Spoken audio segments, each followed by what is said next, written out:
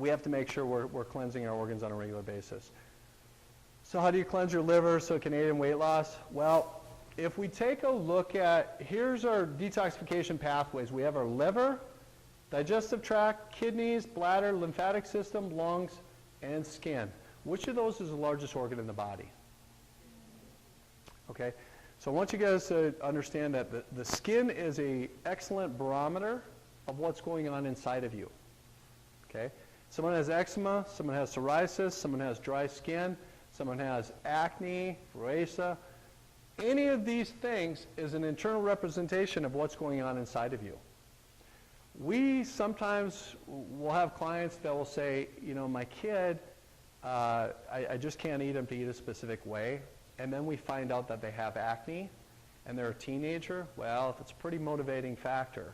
Well, if you eat this specific way and you take these nutritional supplements, we can make your face clear up. Really? Okay. Well, then they start doing it.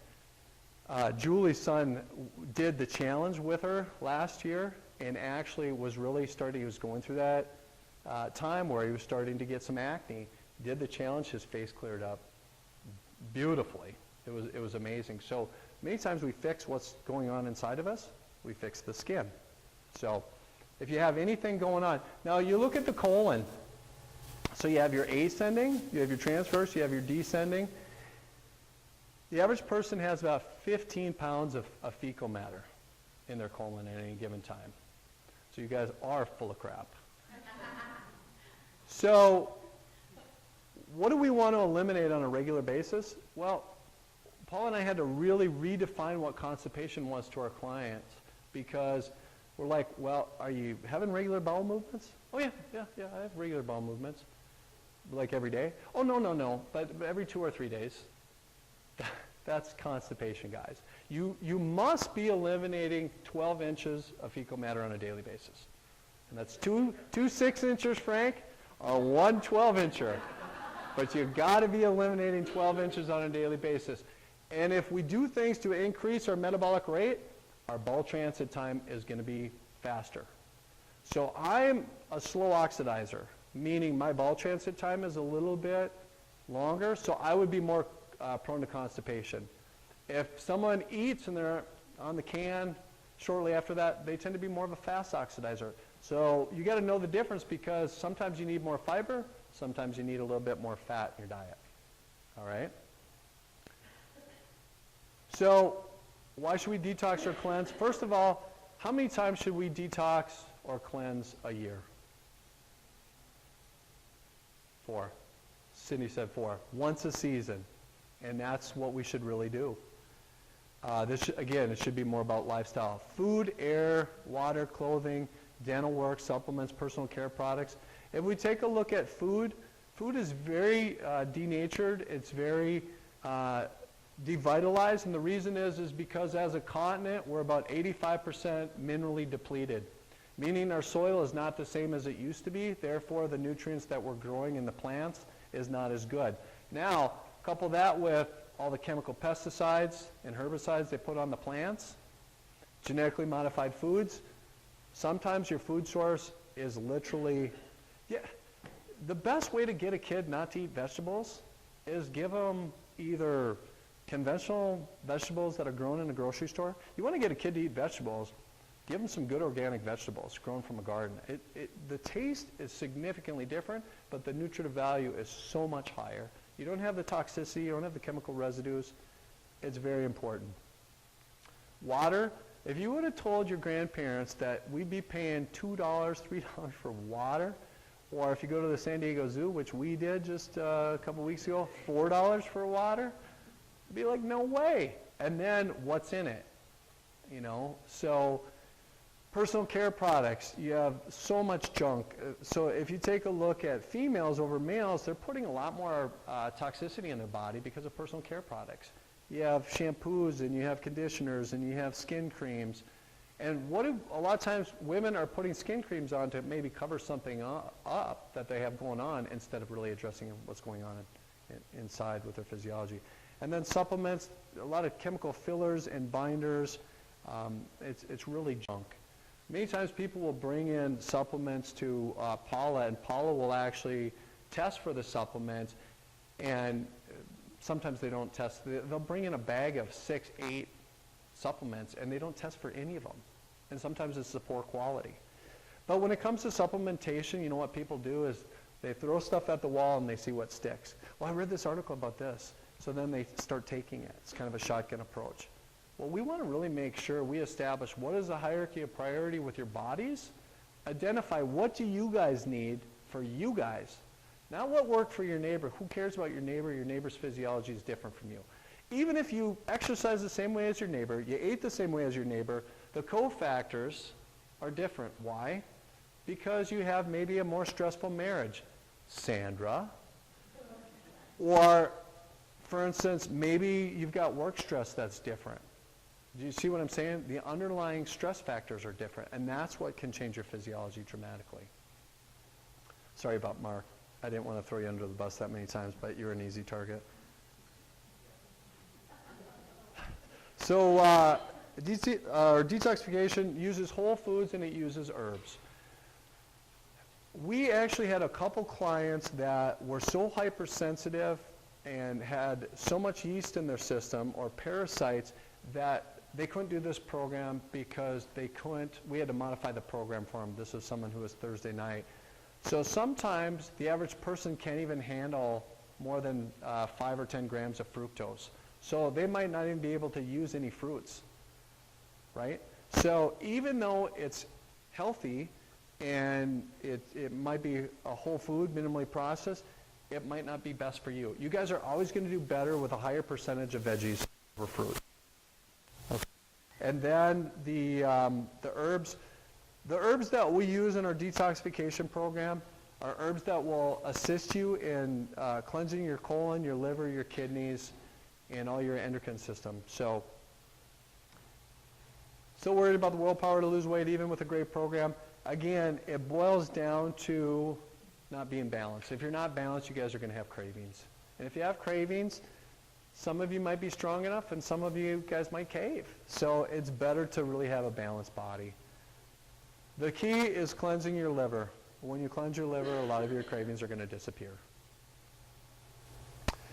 So, do you remember what I talked about, how this isn't just about losing weight?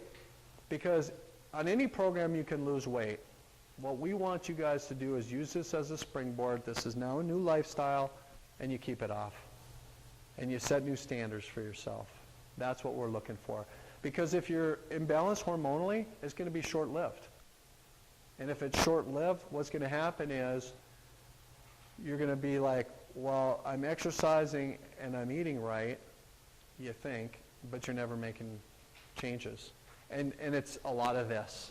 What we want is this. You're not going to be perfect. I mean, you're constant. If you fly from here to California, it's not like this. They're going here, then here, then here, then over here, because they're constantly changing, right? Because they got to make those changes. There's variables. There's wind. There's what else would there be? I mean, when you're flying, you take a look at all the alterations there's going to be. It's not going to be a straight pitch. So what do hormones have to do with weight loss? A lot. How can you trigger your fat-burning hormones? What are the fat-burning hormones? So we're going to just quickly go through the fat-burning hormones. Fat-burning hormones are your thyroid, your growth hormone, testosterone, glucagon. Growth hormone, testosterone, and glucagon, we're going to crank those up with the right type of exercise. What's the right type of exercise? Metabolic resistance training, interval cardios. Glucagon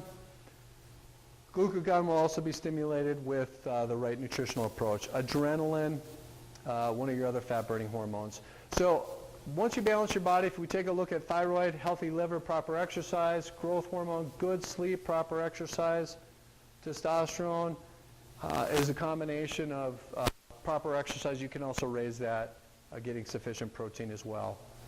So we want to manipulate your hormones, and as we manipulate your hormones, you're never going to have to worry about your weight. But you have to do that. Triggering your fat-burning hormones, you have to have a liver that's functioning optimally. And the liver is an incredible organ. It has tremendous restorative abilities, but its capacity to handle a lot of junk and a lot of stress. Many times people that are on multiple medications, what's the one thing the doctor does if they're on multiple meds? Always checking liver. Always checking liver. Why? Because it's getting killed because it recognized that drug as a toxin. So you remember what I talked about, how body fat, where you store your body fat is receptor mediated. So that has a direct link between an organ or a gland. So if you're more hips and thighs, that's estrogen dominance. So by detoxifying the liver, now the liver says, we can remove this body fat because we don't need it to buffer the toxins or the acids. If you guys are really toxic and you're just burning a ton of calories, your body will hold on to that body fat because it says we're not healthy enough to release this. If we're here, we're talking cortisol. Back here is back fat is more insulin. If we have a higher body fat in the arms, a lot of times that's related to stress. So you got the bingo wings. We got a little stress going on. You like that? So if you're in pain, your body goes into fat storing. Why? Because it triggers our stress hormones, because we're really going to crank up our cortisol. Because our brain says, I'm in pain, now those hormones will elevate. How many of you are fed up with being where you're at, and you are going to create a new identity for yourself, right? Set a new standard. Now, I had someone who on Thursday had a really great goal, and she had already had her goal planned. Jennifer. And I got real excited because immediately I knew, she said, I'm going to do this. And she was excited, and she was energetic about it, and I'm going to hold her to it. But it was exciting because she said, you know what, I'm going to make a change. So that's what I want you guys to think of. What is your change going to be? And then, is it going to be long term? So how many want to lose weight right now? 10, 15, 20 pounds. And then how many are going to gain it back? No hands, that's good.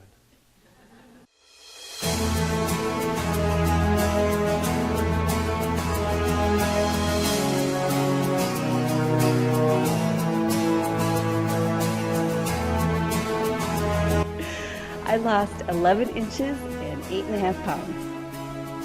I lost 14 inches and 15 pounds. I lost 10 pounds, 11 inches. And I lost 12 inches and 19 pounds. Yes. I lost 7 pounds and 7 inches. I lost 13 pounds and 13 inches. I lost 8 pounds, 8.5 inches. Yay! I lost 12 pounds and 8 inches. I lost 9 inches and 10.5 pounds. I lost 8 pounds, 8 inches. I lost 9 pounds and 10.75 inches. I lost 7.5 pounds and 11.25 inches. I lost 9.5 pounds and 12 inches. I lost 7.5 pounds and 11 inches. I lost 14.5 pounds and 13 inches. And I lost 12 inches and 33.5 pounds. I lost 10 inches and 9 pounds. I lost 10 pounds, 13.25 inches. And I lost 8 pounds and 12 inches. Yes! Woohoo! Hi there. I lost 16.25 inches and 15.5 pounds on the 21-day weight challenge. I lost 10 inches and 4 pounds. 11 inches and 12 pounds. 8 inches and 14.5 pounds. I lost 16.5 pounds and 15.25 inches. I lost 12 pounds and 11.5 inches. I lost 23.5 pounds and a whopping 4 inches around my waist. I lost 6 pounds and 9 inches over the last 21 days. I lost 4 pounds and 11.25 inches. I lost 6 inches, 6 pounds. Do it. I lost 10.5 pounds and 7.5 inches. And I lost 11 pounds and 11.75 inches.